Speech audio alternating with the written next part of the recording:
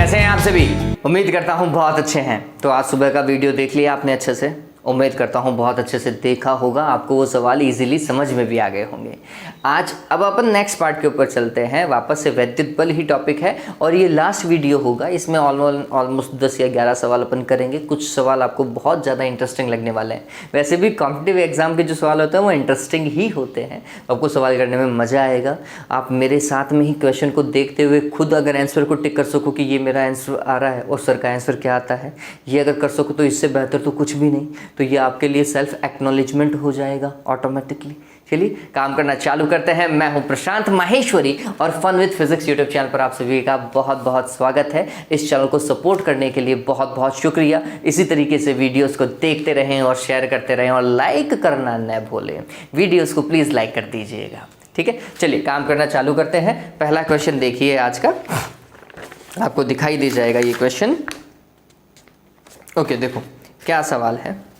ये सवाल कुछ ऐसा है कि एक धातु के गोले ए को धनावेश दिया जाता है। एक धातु का गोला था जो प्रारंभ में उदासीन होगा, उसे धनावेश दिया। इसका मतलब क्या हुआ? धनावेश देने का मतलब क्या हुआ? उससे इलेक्ट्रॉन को बाहर निकाल दिया, ठीक है। जबकि दूसरे अन्य एक समान धातु के गोले को उतना ही ऋणावेश दिया जाता है। तो एक धातु का गोला ए मान लो और एक दूसरा धातु का गोला मान लीजिए। एक को धनावेश दिया है, एक को ऋणावेश दिया है, ठीक है। दोनों के द्रव्यमान समान हैं, तो दोनों के द्रव्यमान समान है इसका मतलब समझिए। ये सवाल थोड़ा सा कंफ्यूजिंग हो जाएगा। क्या भाई, एक धातु का प्रारंभ, ये दो गोले ले लीजिए, दोनों का द्रव्यमान समान है, इसका भी m है, प्रारंभिक द्रव्यमान m है, ठीक है। अब इसको हमने धनावेश दिया, इसको हमने धनावेश दिया, तो इससे इलेक्ट्रॉनों को क्या कर दिया? बाहर निकाल दिया। तो अब इसका द्रव्यमान लेट सपोज करो m डैश है, ठीक है। तो ये द्रव्यमान क्या हो गया? कम हो गया। किसकी तुलना में? m की तुलना में। ये बात ध्यान में रखना। क्यों? क्योंकि आपने इसे धनावेशित कर दिया। एक गोला था ना, धनावेशित किया। जबकि ये वाला जो गोला है इसे आपने क्या किया? इलेक्ट्रॉन दिए। इसको क्या किए? इलेक्ट्रॉन दिए। ऋणावेशित किया, इलेक्ट्रॉन दिए। तो इसका द्रव्यमान लेट सपोज करो m डबल डैश है, ठीक। तो ये m डबल डैश इलेक्ट्रॉन को ग्रहण करने के कारण इसका द्रव्यमान बढ़ गया बच्चों। ये तो बेसिक सा कॉन्सेप्ट है, यही हम पढ़ते हैं कि अगर इलेक्ट्रॉन बाहर निकलेगा तो द्रव्यमान कम, इलेक्ट्रॉन ग्रहण करेगा तो द्रव्यमान बढ़ जाएगा। सीधी सी बात है। तो क्या बोल रहा है? तो ए और बी दोनों के द्रव्यमान उतने ही रहेंगे? नहीं भाई। ओके, ये बी लिख दो फिर इसको, ठीक है। ऋणावेशित वाले को बी लिख दिया हमने। ए का द्रव्यमान बढ़ जाएगा, पॉसिबल ही नहीं है। ए का द्रव्यमान तो घटना चाहिए। बी का द्रव्यमान घट जाएगा, ये भी पॉसिबल नहीं है। बी का बढ़ेगा, बी का द्रव्यमान बढ़ जाएगा, ये बिल्कुल सही है। बी का द्रव्यमान क्या हो जाएगा? बढ़ जाएगा। ध्यान रखिएगा। पता चल गया। 36 वाले का आंसर क्या लगाना है? डी लगा लीजिएगा। क्या है ऑप्शन? डी। अब 37 वाला देखिए क्या बोल रहा है।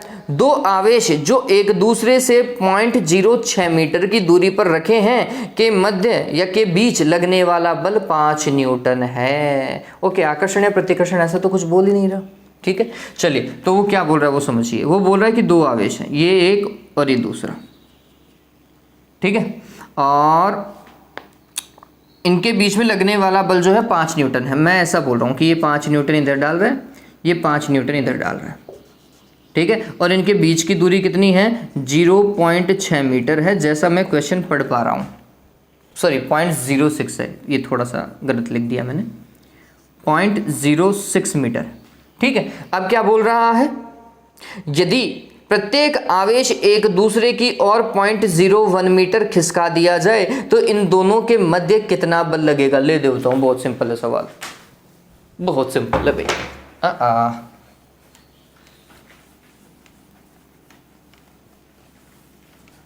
चलो केस डिस्कस करते हैं। पहले ये वाला केस है, फर्स्ट केस। इसके अंदर बल कितना होगा? तो हमने बोला बल 5 न्यूटन है। F बराबर के, इसका आवेश भी Q मान लेता हूँ, इसका आवेश भी Q मान लेता हूँ, या आप Q1 Q2 ले लो, कोई फर्क नहीं पड़ेगा। मैं Q1 Q2 ले लेता हूँ, चलो सुविधा के लिए। Divided by r square. R square देखो दूरी कितनी है? 0.06 और उसका क्या? वर्ग। और ये कितना न्यूटन बल है? 5 न्यूटन बल। पता चल गया, ये पहली सिचुएशन है। अब आगे चलो, आगे क्या बोल रहा है? आगे बोल रहा है अगर इनको 0.01 खिसका दिया जाए, तो मैं ऊपर बना रहा हूँ 0.01 खिसका दिया, इसको भी 0.01 खिसकाऊं, इसको भी 0.01, इधर से 0.01 और इधर से 0.01, तो अब ये दूरी कितनी रह गई? देखो 0.01 ये 0.01 ये, कितनी दूरी कम हो गई, 0.02 कम हो गई, तो बच गई कितनी, 0.04। अब इन दोनों के बीच की दूरी 0.04 है। बस इस सवाल में यही गौर करने लायक था। ठीक है, आवेश अभी भी वही है Q1 और Q2। वो पूछ रहा है बल कितना लगेगा, हमने बोला बल F लगेगा, और वो कितना, K Q1 Q2 divided by r square, मतलब 0.04 का क्या बच्चों, स्क्वायर। अब पूछ रहा है ये बल है कितना, तो ये बल निकालता ना, भाग लगा दो, 5 का भाग लगाए इधर और इसका भाग लगाए इधर। सिंपल है, सिंपल मैथमेटिक्स को फॉलो करो, सवाल कैसे नहीं होता देखते, खत्म। ठीक है, 5 मल्टीप्लाई होगा, ये 0.06 का स्क्वायर का आ जाएगा ऊपर, तो हमने लिखा 0.06 का स्क्वायर मतलब 0.06 बटे 0.04 का स्क्वायर मतलब 0.04, 2 बार लिख दो, पॉइंट से पॉइंट को काट दो इन सभी के, तो कुल मिलाकर के ये फैक्ट कुछ ऐसा होगा, 6 गुणा 6 बटे 4 गुणा 4 बराबर क्या है बच्चों, F बटे 5 है। ये और बात ध्यान में रखना, आपको F निकालना है। ठीक, पहले तो इसे काटो, तो ये तो हो जाएगा 3 बार और ये भी जाएगा कितना, 3 बार, हो गया क्या, 4 खत्म, 2 से काट दिया ना इन दोनों को, तो ये हो गया 9/4 F/5। तो F कितना आया, 9/4 को किससे गुणा करो, 5 से, 9 पंजे 45, 45 में किसका भाग, 4 का, 4 एकम 4, 4 एकम 4, 1 बच गया, 4 दूनी 8, 2 बच गया, 4 है 5 20, कितना 11.25 न्यूटन है ना, 11.25 न्यूटन एग्जैक्टली बल हो जाएगा। कुल मिलाकर के बढ़ गया, दूरी घटी है तो बल बढ़ेगा ही बढ़ेगा, स्वाभाविक सी बात है ये। कितना आएगा देखो, हाँ बी ऑप्शन देखिए 11.25 बिल्कुल सही है। पता चला क्या, एक बार इस केस से निकाला बल, एक बार इस केस से बल निकाला और फिर भाग लगा दिया, ऑटोमेटिकली आपको आंसर मिल जाएगा। सिंपल सवाल था। 38वां देखिए 38 क्या बोल रहा है, 2 आवेश, पहले एक बार के लिए चेक कर लेते हैं ये ठीक दिखाई दे रहा है ना,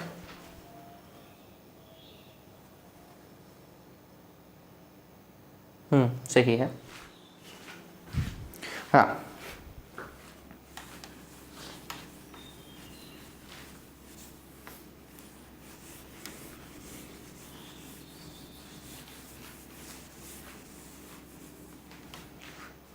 देखिए क्या बोल रहा है आगे, 2 आवेश वायु में एक दूसरे से स्मॉल डी दूरी पर स्थित हैं। 2 आवेश हैं और वायु में स्थित हैं और एक दूसरे से कितनी दूरी पर, स्मॉल डी दूरी पर स्थित हैं। अगर ऐसा है तो उनके बीच में लगने वाला बल कितना लिखूं, कि समान आवेश लिखे हुए हैं क्या, नहीं समान तो नहीं लिखे हुए, तो मैं लिख सकता हूं कि Q1 Q2 divided by r square, r की जगह डी लिख लेते हैं, डी स्क्वायर। ठीक है, वायु के लिए वो स्पेसिफाई कर रहा है तो निर्वात वाला बल मानो। ठीक है, F0 मान लो या F मान लो, जो भी सवाल में दिया हुआ है, और K की जगह 1/4πε0 लिख लीजिएगा।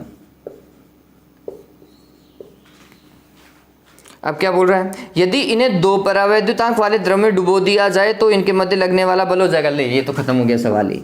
माध्यम में बल क्या होता है, निर्वात में बल बटा ε/r, निर्वात में बल वो F बोल रहा है, ε/r 2 F/2, सिंपल सवाल था, इतनी रामायण करने की जरूरत ही नहीं थी। ए आ जाएगा ऑप्शन, है ना, सवाल को पूरा पढ़ लिया, काम खत्म। एम्स में आया हुआ सवाल है, देखो इतने ईजी सवाल आते हैं एम्स में। आगे देखिए 39, ये 38 वाला था, 39 देखो, 2 बिंदु आवेश 3 माइक्रोकुलाम और प्लस का 8 माइक्रोकुलाम एक दूसरे को 40 न्यूटन के बल से प्रतिकर्षित करते हैं। यदि माइनस का 5 माइक्रोकुलाम का आवेश प्रत्येक में जोड़ दिया जाए तो इनके मध्य लगने वाला बल हो जाएगा। ये पहले भी डिस्कस किया था लेकिन 0 आंसर आया था। देखते हैं इसमें 0 नहीं, इसमें तो ऑप्शन नहीं है 0 का। चलो देखो क्या बोल रहा है, 2 आवेश है, ये 3 माइक्रोकुलाम का और ये 8 माइक्रोकुलाम का, ठीक है, और एक दूसरे पे 40 न्यूटन का बल लगाते हैं। वैसे भी प्लस के हैं तो प्रतिकर्षित ही लगाएंगे, तो ये बल ऐसा जाएगा, है ना, 40 न्यूटन के बल प्रतिकर्षण वाले विपरीत दिशा में जाते हुए दिखाई देंगे। क्लियर हो गया ये तो। और दूरी स्पेसिफाई नहीं है, मैं दूरी को आर मान के चलता हूँ, ठीक। तो मेरे लिए ये जो 40 न्यूटन होगा वो वास्तविकता में क्या होगा, 40 न्यूटन बराबर के का मान आप लिख सकते हैं, वैसे नहीं लिखोगे तो भी शायद काम चल जाए। फिर ये कितना है, 3 गुणा 10 की घात -6 है Q1 का मान, Q2 का मान 8 गुणा 10 की घात -6 डिवाइडेड बाय क्या बच्चों, R²।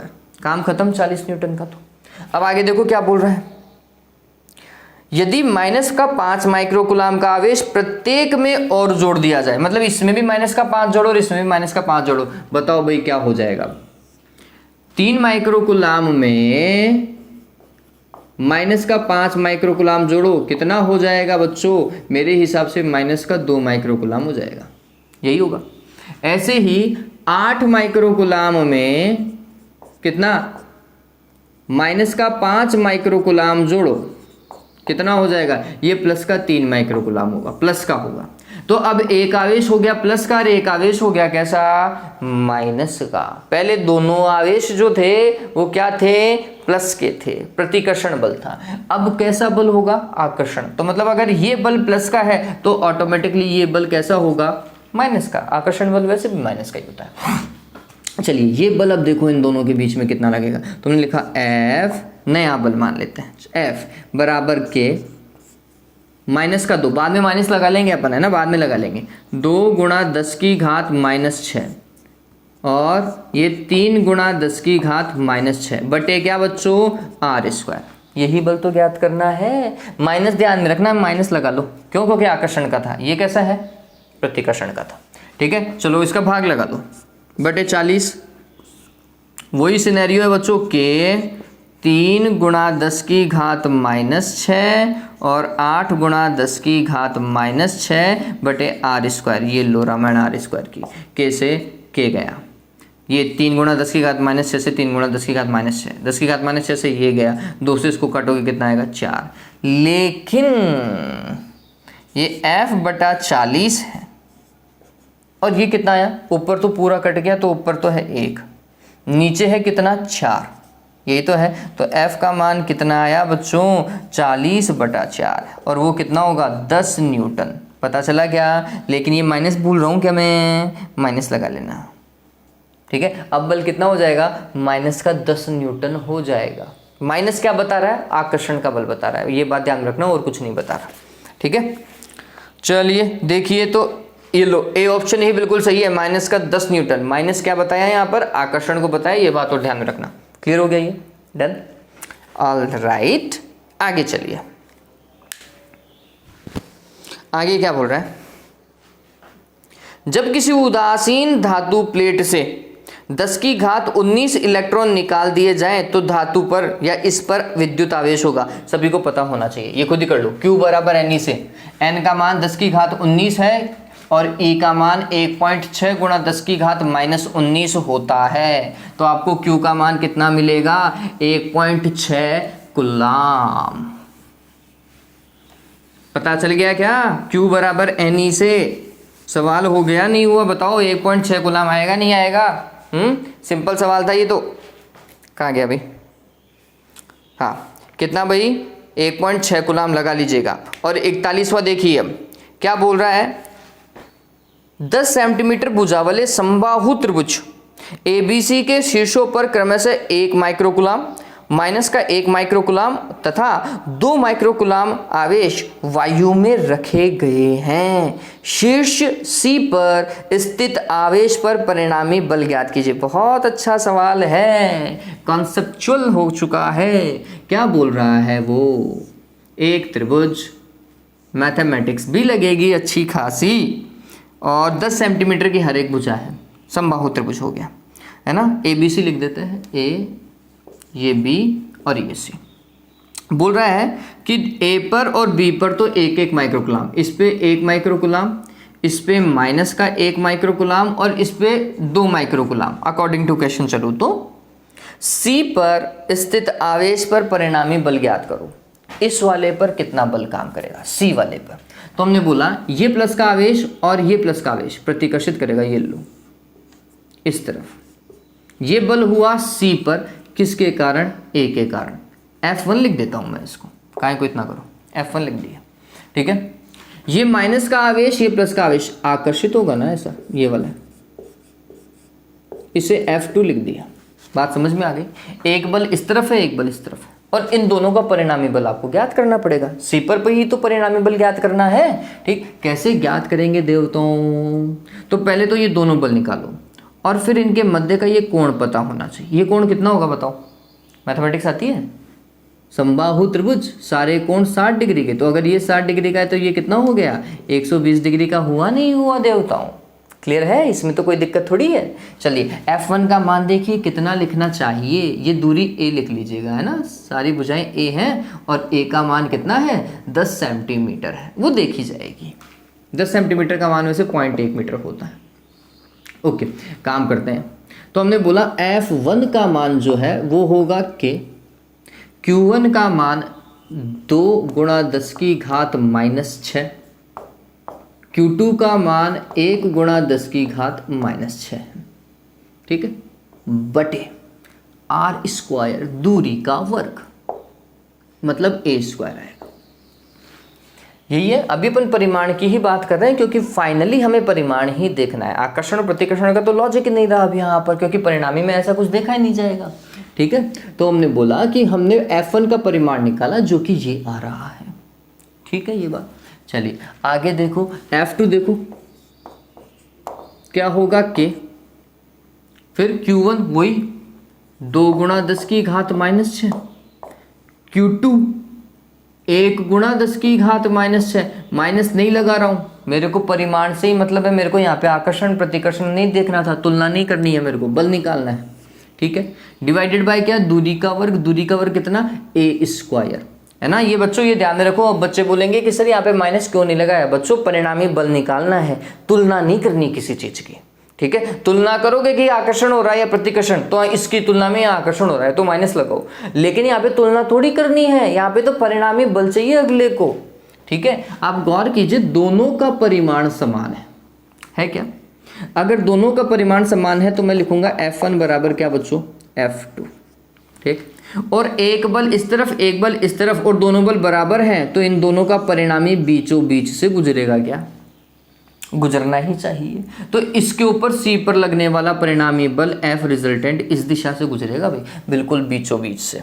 ठीक है, चलो तो F रिजल्टेंट कितना होगा ये आप सभी को पता होना चाहिए। p square plus q square plus 2pq cos of theta. तो p स्क्वायर की जगह क्या? F1 का स्क्वायर, फिर F2 का square plus 2F1 F2 cos of theta. cos of theta की जगह 120 डिग्री। बताओ किसको पता है 120 डिग्री का मान? ये तो रट जाने चाहिए तुम्हें। 120 डिग्री का मान cos 120 और sin 120 तो याद ही रखो, बहुत बार यूज होता है। cos 120 का होता है -1/2। कैसे होता है बता देता हूँ। cos 90 + 30 लिख सकता हूँ क्या? दूसरा चतुर्थांश है, दूसरे चतुर्थांश में कौन cos कैसा होता है? माइनस का होता है, तो माइनस लगा दिया। ठीक है, ये लाइन कौन सी है? 90 वाली चेंजिंग लाइन है, तो हम बोलते हैं कोस कन्वर्ट हुआ किसमें? साइन में, और आपने लिख दिया साइन 30। 90 का भी काम हो गया, दूसरे चतुर्थांश का भी काम हो गया। साइन 30 का मान कितना होता है? 1/2। इस तरीके से 1/2 आता है। ऐसे ही अगर साइन 120 होता तो यहाँ पर हम लिखते साइन 90 + 30। दूसरा चतुर्थांश साइन प्लस का होता। ठीक है, और वो कन्वर्ट होता कोस के अंदर, तो हम बोलते हैं प्लस का कोस 30, और कोस 30 का मान होता है √3/2। ठीक है, तो ध्यान में रखिएगा साइन 120 का मान होता है √3/2, जबकि कोस 120 का मान होता है -1/2। इस चीज को मत भूल जाना, बहुत बार यूज होगा, 11th में भी बहुत बार यूज हुआ होगा। F1 का मान और F2 का मान बराबर है, तो मैं लिखूंगा इसे F1 का स्क्वायर, और इसे भी लिखूंगा F1 का स्क्वायर। इसको क्या लिखे भाई? इसको लिखेंगे 2F1 का स्क्वायर। F1 × F2 है ना, F1 का स्क्वायर, और कोस 120 का मान 1/2, वो भी कैसा? माइनस का। ये कट गया, माइनस उठा करके आगे आ गया। बताओ भाई क्या आएगा? F1 का स्क्वायर प्लस F1 का स्क्वायर, और ये माइनस का F1 का स्क्वायर हो जाएगा क्या? कितना हुआ? √F1 का स्क्वायर मतलब F1।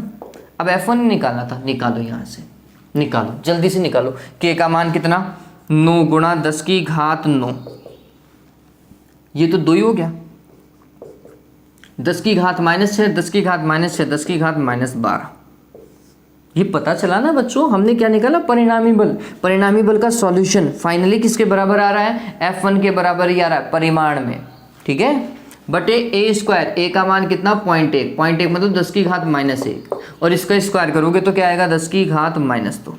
ठीक है, चलो 10 की घात -2 ऊपर गया तो 10 की घात +2, +2 का मतलब कितना हुआ, ये 11 हो गया क्या? तो ये हुआ 9 दूनी 18, 10 की घात 11 और 10 की घात -12 मतलब 10 की घात -1, सॉल्व करोगे तो आएगा 1.8 मात्र क्या, न्यूटन। ठीक है, पता चला, एक लंबी कैलकुलेशन, एक अच्छे कॉन्सेप्ट। ठीक है, सवाल लंबा था, अच्छा था, और मेरे हिसाब से ये 12th में आने चाहिए इस तरीके के सवाल।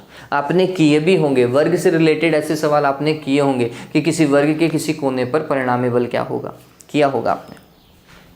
अच्छा सवाल है बच्चों, नो डाउट अच्छा सवाल है। एक बार के लिए इसे उतार लीजिए, मैं वीडियो चेक कर लेता हूं कि वीडियो तो ठीक दिखाई दे रहा है क्या।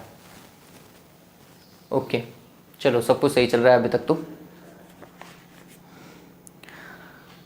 तो इसका ऑप्शन क्या दिखाई दे रहा है आपको? इसका ऑप्शन दिखाई देगा 1.8 न्यूटन दिखाई दे रहा है क्या? बी ऑप्शन है 1.8 न्यूटन। ठीक है, चलिए अब आगे काम कर लेते हैं। देखो, थोड़ी सी तसल्ली रखोगे ना तो सवाल आसानी से सॉल्व हो जाएंगे, तसल्ली रखना बहुत जरूरी है। 48 वाला सवाल देखिए, ये सवाल पढ़ें अच्छे से, अच्छा सवाल है, बहुत अच्छा सवाल है।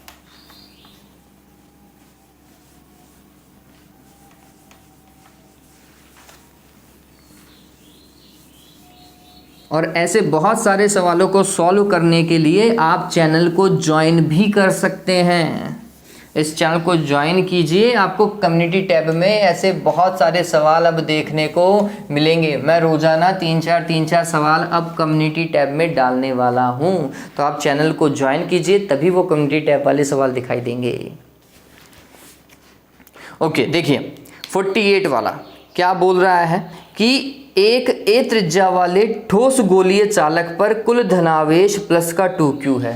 देखिए, जैसा सवाल दे रखा है, डायग्राम आपको पूरा अच्छे से दिखाई दे रहा होगा। एक ए त्रिज्या का गोला है, ठीक है, और इसके ऊपर टोटल आवेश कितना है, 2q है, ऐसा ही बोल रहा है। और ठोस गोला है मतलब अंदर से भरा हुआ है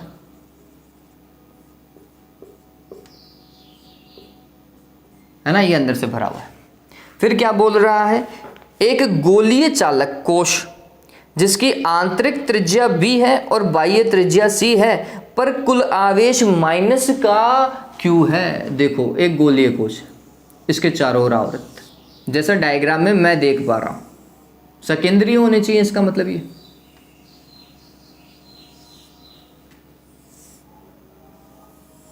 और इस गोलीय कोश की आंतरिक त्रिज्या b है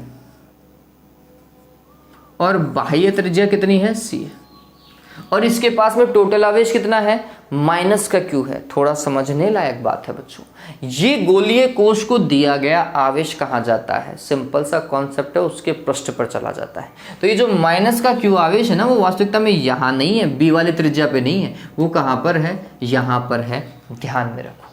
ठीक है, यह ठोस गोले के साथ सकेंद्रीय है, वो तो हमें पता चल गया। गोलीय कोश के आंतरिक तथा बाह्य पृष्ठों पर पृष्ठीय आवेश घनत्व होंगे। देखो, गोलीय कोश का मतलब इस वाले गोलीय कोश का, ये इस वाले की बात कर रहा है क्या, आंतरिक मतलब बी वाले त्रिज्या पर क्या, पृष्ठीय आवेश घनत्व, और बाह्य पर पृष्ठीय आवेश घनत्व वो पूछ रहा है। बहुत अच्छा सवाल है बच्चों ये। देखो क्या होगा, ये जो ए गोला है ना, इसके धनावेश के कारण, ए गोले के प्लस के 2q धनावेश के कारण इस गोलीय कोश की आंतरिक सतह, इस गोलीय कोश की आंतरिक सतह पर क्या होगा बच्चों, माइनस का आवेश प्रेरित हो जाएगा। क्यों? क्योंकि इसके पास में प्लस का आवेश था, और ये माइनस का आवेश कितना होगा, कितना होगा देवताओं, माइनस का 2q होगा। जितना इसके पास में धनावेश है उतना का उतना माइनस का आवेश आंतरिक सतह पर प्रेरित हो जाएगा। ठीक है, और इतना का इतना धनावेश, इतना का इतना धनावेश इसकी बाह्य सतह पर आ जाना चाहिए। तो बाह्य सतह पर प्लस का 2q और इसकी आंतरिक सतह पर माइनस का 2q प्रेरण के कारण आ गया। तो कुल मिलाकर के कुल आवेश तो पहले भी माइनस का q था, अभी भी माइनस का q ही है। लेकिन अब सतह पर आवेश अलग अलग देखा जाएगा। कैसे? तो हमने बोला आंतरिक सतह का कुल आवेश -2q, बाह्य सतह का कुल आवेश देखो, बाह्य सतह पे एक तो +2q और एक -q है, तो इन दोनों को जोड़ोगे तो क्या मिलेगा बच्चों? +q मिलेगा क्या? तो बाह्य सतह पर आवेश +q है और आंतरिक सतह पर -2q है, ये ध्यान में रखो। ठीक है, काम करना चालू करते हैं। तो हमने लिखा पहले वाले, मतलब ये जो B वाली त्रिज्या है ना, इस पर पृष्ठीय आवेश घनत्व क्या होगा? कुल आवेश, ऐसे ही होगा, कुल आवेश बटा क्षेत्रफल। कुल आवेश कितना? तो -2q बटे क्षेत्रफल। गोले का क्षेत्रफल कितना होता है? 4πr²। 4πr की जगह b लिख दूं क्या? b²। पता चल गया क्या b के ऊपर? ठीक है, अगला देखो C पर कितना होगा? तो C पर कुल आवेश देखो पृष्ठ पर कितना है? +q है। क्यों आया +q? पता चल गया ना, ये क्लियर है कॉन्सेप्ट। तो हमने लिखा +q बटे क्षेत्रफल कितना है? 4πa²। ठीक है, गौर कीजिए, ये है पृष्ठीय आवेश घनत्व। क्लियर हो गया? डन है ये काम। चलिए देखते हैं ये मैच करता है या नहीं करता। पहला ही ऑप्शन मैच कर रहा है, देख लीजिए, मैच कर रहा है ना पहला ऑप्शन, यही है। चलिए, अरे नहीं मैच कर रहा, मैं ए कैसे लिख रहा हूँ? सी लिखूंगा ना, सी लिखूंगा, सी लिखूंगा। पहला ऑप्शन मैच करेगा। ठीक है, ओके। 49 वाला देखिए, 3 आवेश प्रत्येक q समबाहु त्रिभुज के शीर्षों पर स्थित हैं। केंद्र पर रखे आवेश समान आवेश q पर विद्युत बल होगा। अरे बहुत सिंपल सवाल है। देखो समबाहु त्रिभुज के तीनों कोनों पर समान आवेश रखा हुआ है। ठीक है, और बोल रहा है कि समबाहु त्रिभुज का कोई केंद्र है, उस केंद्र पर भी उतना ही आवेश रखा हुआ है। तो इस q आवेश पर कितना विद्युत बल लगेगा, यही तो पूछ रहा है ना। पर कितना विद्युत बल लगेगा? कितना लगेगा भाई? किसी भी सममित आकृति के केंद्र पर विद्युत क्षेत्र और विद्युत बल सदैव 0 होता है। कब? जब उसके कोनों पर समान आवेश हो। जब उसके कोनों पर समान आवेश हो। चूंकि ये सारे समान थे तो इसके केंद्र पर विद्युत बल भी 0 होगा और विद्युत क्षेत्र भी 0 होगा। ध्यान में रखिएगा। ठीक है, 0 लगा लीजिए, ए परफेक्ट है। आगे देखिए 50, और ये आज का अंतिम सवाल है, इसके आगे कोई सवाल नहीं करेंगे। उम्मीद करता हूँ ये चीज़ आपको अच्छी लगेगी। मैं उसे देख लेता हूँ। नहीं, अंतिम सवाल नहीं है, आगे और सवाल करेंगे। डायग्राम अच्छे हैं, करेंगे आगे और करेंगे। देखिए, वायु में रखे 2 आवेश एक दूसरे को 10⁻⁻4 न्यूटन से प्रतिकर्षित करते हैं। यदि आवेशों के मध्य तेल भर दिया जाए तो यह बल 2.5 × 10⁻5 न्यूटन हो जाता है। तेल का परावैद्युतांक होगा। अरे बहुत सिंपल सवाल है देवताओं। Fm बराबर क्या लिखते हो? F0 डिवाइडेड बाय εr, यही तो लिखते हो। अब आपको ये निकालना है, तो εr बराबर क्या हो जाएगा? निर्वात का बल बटा माध्यम का बल, यही तो लिखते हो। निर्वात का बल देखो कितना है, निर्वात का बल वो बोल रहा है 10⁻⁻4, और माध्यम का बल कितना बोल रहा है? 2.5 × 10⁻5। सॉल्व करो रे देवताओं, इसको काटोगे 10⁻1 ऊपर आ जाएगा, यही होगा। और इसका पॉइंट हटाऊं तो इसको 100 बना दूं। कुल मिलाकर के 100 में भाग लगाओ किसका? 25 का। मैथमेटिक्स ही थी, सिर्फ और सिर्फ 4 आएगा। मैथमेटिक्स को सॉल्व करो, काम खत्म। फॉर्मूला पता है ना? इतना ही सवाल था, ये बहुत सिंपल सवाल है। चलो, ये इंजीनियरिंग में आया हुआ सवाल है। ओके, अगला देखिए, 50 सवाल हो चुके हैं। क्वेश्चन संख्या 50 हो चुका है। ठीक है, 51 वाला सवाल। ये पता चला सवाल ही सारे ही बढ़िया थे। ये सवाल बहुत बढ़िया था, ये सवाल भी बहुत बढ़िया था। ऐसे सवाल आपने 12th में किए भी हैं।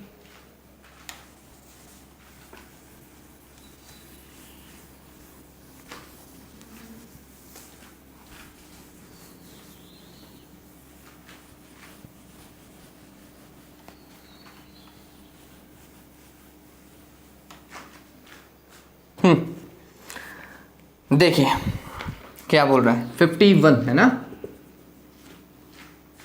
3 आवेश ए भुजा वाले समबाहु त्रिभुज के शीर्षों पर रखे गए हैं। देखो आपको डायग्राम दे रखा है 3 आवेशों का। शीर्ष ए पर रखे आवेश द्वारा अनुभव किए गए बल BC के लंबवत दिशा में होगा। देखो सवाल बहुत खतरनाक है, आपको A पर बल निकालना है जो कि BC के लंबवत दिशा में है ना। चलो पहले मैं डायग्राम बना लेता हूं। डायग्राम में त्रिभुज दे रखा है, समबाहु त्रिभुज है ना, और यहां पर प्लस का Q आवेश है, ये प्लस का Q आवेश है, इस पर माइनस का Q आवेश है और इस पर प्लस का Q आवेश है। क्या बात है, ये विद्युत द्विध्रुव हो गया और यहाँ पे बल पूछ लिया। बहुत बढ़िया, वेरी गुड, अच्छा सवाल है ये तो।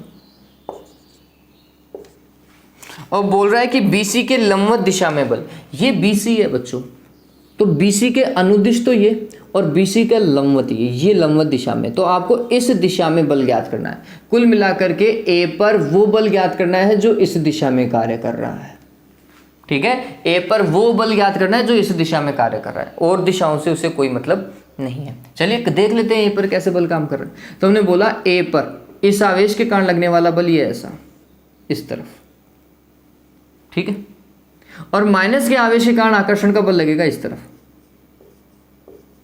तो परिणामी बल कहाँ की ओर काम करेगा, इस तरफ काम करेगा क्या, इसका और इसका, तो F1 और F2 इन दोनों का बल तो बीच में से गुजरेगा। यहाँ पर आप देखेंगे BC के अनुदिश तो काम कर रहा है बल, रिजल्टेंट बल कहां पर काम कर रहा है, BC के अनुदिश। लेकिन क्या BC के लंबवत कोई बल है, नहीं, कोई बल लंबवत नहीं है, BC के अनुदिश जरूर है ना। BC के समांतर या प्रति समांतर लिख सकते हो, लेकिन BC के लंबवत कोई बल काम नहीं कर रहा, डायग्राम से पता चल रहा है। तो हम बोलेंगे कितना बल काम कर रहा है BC के लंबवत, 0, कोई बल काम नहीं कर रहा, ठीक है।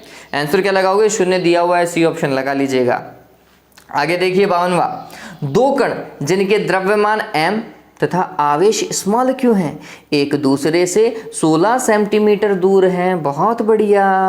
यदि कोई बल अनुभव न करे तो Q/m का मान होगा। अरे वाह, बहुत बढ़िया। देखो सिंपल है, इस सवाल को समझते हैं। और 52, देखो दो आवेश है और इन आवेशों के पास में खुद का द्रव्यमान भी है, ठीक है। इसके पास में Q आवेश है, इसके पास में Q आवेश है, इसके पास में m द्रव्यमान है, इसके पास में m द्रव्यमान है, ठीक है, ऐसा है वो। और एक दूसरे से कितनी दूरी पर, 16 सेंटीमीटर की दूरी पर, ये 16 सेंटीमीटर। कुल मिलाकर के x या फिर r दूरी लिख लेंगे अपन। यदि वे कोई बल अनुभव न करे, अब भाई बताओ मेरे को, दो आवेश है तो बल तो अनुभव करेंगे ही करेंगे। अब वो बोल रहा है कि बल अनुभव न करे, इसका मतलब किसी भी एक पर दो बल काम कर रहे हैं, एक आकर्षण का, एक प्रतिकर्षण का, तभी जाके तो परिणामी बल कितना होगा, 0 हो सकता है। चलिए वो कैसे है वो समझिए। तो द्रव्यमानों के कारण उन पर लगा आकर्षण बल, ये होगा गुरुत्वीय बल, ठीक है, क्लियर। और चूंकि आवेश है और दोनों एक समान आवेश के हैं तो उन पे लगेगा प्रतिकर्षण बल, और ये होगा F इलेक्ट्रिकल फोर्स। और अगर दोनों परिमाण में समान हो जाए, दिशा तो विपरीत है, परिमाण में अगर दोनों समान हो जाए तो फिर बल 0 हो सकता है। तो बिल्कुल सही बात है, 0 हो सकता है। तो कॉन्सेप्ट ध्यान में रखिएगा, यहाँ पर वैद्युत बल किसके बराबर है, गुरुत्वीय बल के बराबर है, ठीक है। ये बात, वैद्युत बल कितना होता है, तो हम लिखते हैं 1/4 पाई एप्सिलॉन नॉट, Q1 Q2 की जगह Q² लिख देता हूँ, डिवाइडेड बाय दूरी का स्क्वायर। R लिख लूँ क्या, कहाँ गया रे, R लिख लूँ क्या, R का स्क्वायर बराबर। देखिए यहाँ पर इसमें होता है G m1 m2, तो द्रव्यमान दोनों m ही हैं, तो m² लिख दूँ क्या, डिवाइडेड बाय क्या बच्चों, R²। यही है, R² से R² की रामायण खत्म। क्या पूछ रहा है, Q/m या m/q, Q/m, ठीक है। तो ये तो Q तो इधर ही रहने दो, इसको इधर लेकर के चले जाओ, तो क्या हो जाएगा बच्चों, Q² बराबर हो जाएगा 4 pi epsilon naught G m², m² का भाग लगाओ, तो ये हो जाएगा Q² divided by m² is equals to 4 pi epsilon naught G। तो Q/m वर्गमूल कर दूंगा इधर, तो इधर भी वर्गमूल करूँ ना, 4 पाई एप्सिलॉन नॉट G और इसका क्या, वर्गमूल। क्या बढ़िया सवाल है, बहुत बढ़िया सवाल है। बताओ भाई सही है क्या, देखो ऐसा ऑप्शन मैच कर रहा है तो ठीक है वाह, ये लो D ऑप्शन मैच भी कर रहा है, हो गया काम। चलो डन है बच्चों। आगे देखो D ऑप्शन लगा लीजिएगा, √4 पाई एप्सिलॉन नॉट G हो जाएगा। आगे देखिए 53, जब एक कांच की छड़ को सिल्क से रगड़ा जाता है तो ये क्या होगी बताओ, कांच की छड़ धनावेशित हो जाती है। क्या हो जाती है, ये क्लियर है ना, उतार लोगे? हाँ भाई, कांच की छड़ को सिल्क से रगड़ा जाए या रेशम के कपड़े से रगड़ा जाए तो कांच की छड़ क्या हो जाती है? धनावेशित हो जाती है, क्योंकि वो इलेक्ट्रॉनों को त्याग देती है ना? यही तो है। देखो भाई ऑप्शन क्या मैच कर रहा है, जल्दी से देखिए। इलेक्ट्रॉन प्राप्त करेगी नहीं, सिल्क को इलेक्ट्रॉन देगी, ये बिल्कुल सही है। इलेक्ट्रॉन किसको देगी? सिल्क को ही देगी, ये बिल्कुल सही है, बी लगा लीजिएगा। 54, और ये आज का अंतिम है, इससे ज़्यादा नहीं करेंगे। पीएमटी में आया हुआ सवाल भी है ये तो 2003 में। देखो, हाइड्रोजन परमाणु में स्मॉल आर त्रिज्या की कक्षा में एक इलेक्ट्रॉन नाभिक के चारों ओर चक्कर लगा रहा है। मान लिया भाई इनके मध्य कूलाम्ब बल F सदिश है। ओके, सदिश रूप में लिखना है। देखो सिंपल है, बहुत सिंपल है रे। हाइड्रोजन का परमाणु में ये तो नाभिक, और इसके चारों ओर क्या कर रहा होगा? इलेक्ट्रॉन चक्कर लगा रहा होगा। यूँ आप सभी को पता है इलेक्ट्रॉन के पास में माइनस का आवेश है, इसके पास में प्लस का आवेश है, तो इस पे लगने वाला बल आकर्षणीय है। आकर्षणीय है तो परिणामी बल में क्या आना चाहिए? माइनस आना चाहिए। ये तो क्लियर है, इसमें कोई डाउट नहीं होना चाहिए। चलिए फॉर्मूला बताता हूँ। F इज इक्वल्स टू क्या? 1/4πε0 Q1 Q2। इसमें एक ही तो प्रोटॉन है और यहाँ पर एक इलेक्ट्रॉन है, तो दोनों के पास में E और E तो आवेश है, तो Q1 Q2 divided bye R square. Divided by क्या बच्चों? R square. इन दोनों के मध्य की दूरी, उसका वर्ग R स्क्वायर। ये क्या है? परिमाण। अब मैं इसके ऊपर लगाऊं सदिश, तो यहाँ पर भी क्या लगाएं? R cap. बल कैसा है? आकर्षणीय। यहाँ पर क्या लगाओगे? माइनस। काम खत्म। बात समझ में आ गई क्या? तो ये कितना हो जाएगा? 1/4πε0 Q square divided by R square, और यहाँ पर आएगा R कैप माइनस के साइन के साथ में। आंसर देख लो, ठीक है।